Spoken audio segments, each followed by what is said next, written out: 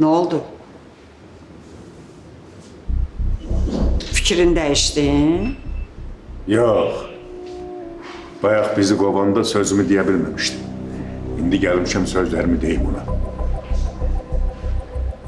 Yeri. Gitti.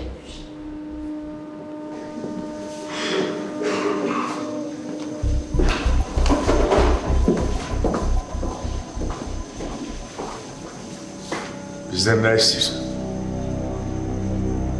Gel otur kızım. Otur.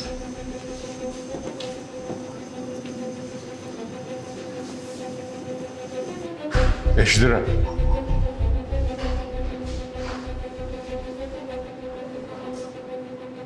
Sen ben bayaqki sözlerime çok fikir verme.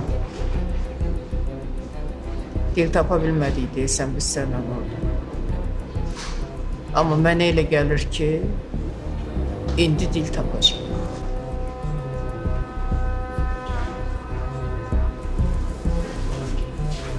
Nə demək istəyirsən?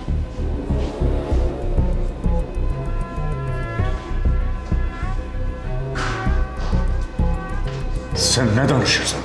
Dəli olmusan? Bir dəqiqə qızım. Mənim sözüm hələ bitməyib. Mənim təklifim sənin üçün çox yaxşı fürsətdir.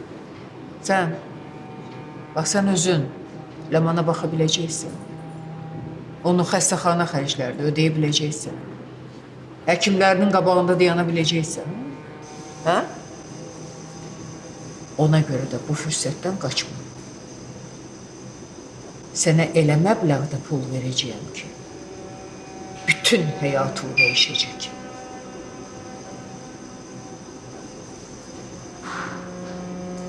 Kızım, qızılın gələcəyi səndən asılıdır. Yaxşı fikirləş. Sən elə bilirsən ki, hər şeyi pulla ala bilərsən? Düzdür, biz kasıbıq. Amma mən qızımı sənə satmaram.